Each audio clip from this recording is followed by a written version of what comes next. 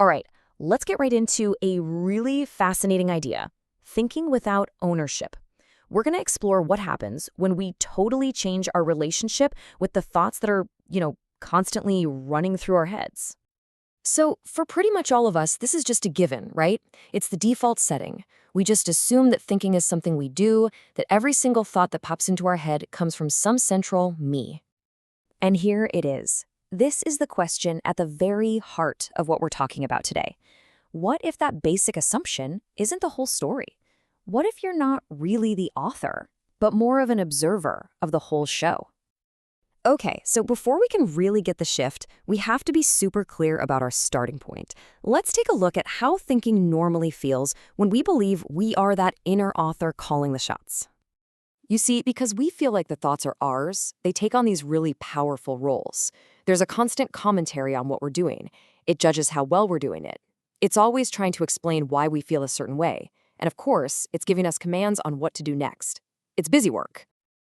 And the result of all that? It's this state of constant restless activity. A critical thought shows up and bam, we feel like we have to argue with it.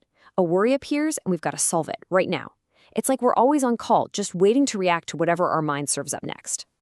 So, here's the crucial point. The change we're talking about, it isn't about stopping your thoughts or making your mind go perfectly blank. It's actually way more subtle than that. It all comes down to one core distinction. And this really breaks it down.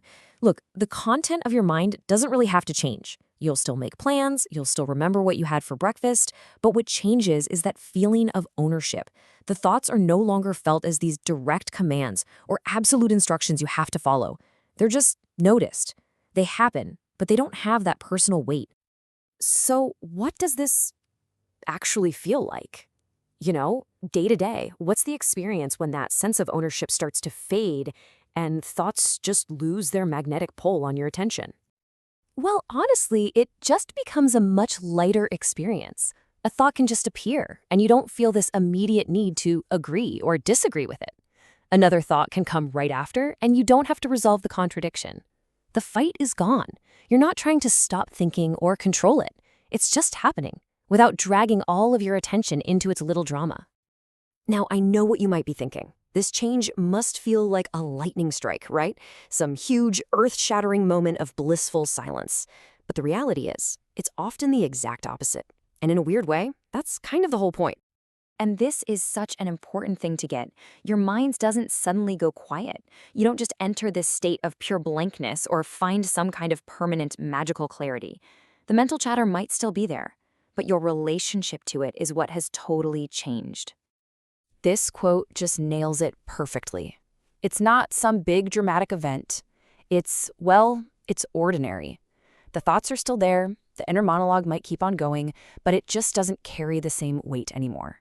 It doesn't seem to matter all that much. And this, right here, is the key takeaway.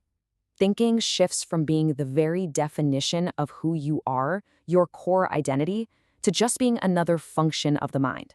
It becomes a practical tool that helps you get around in the world, kind of like your eyesight or your hearing.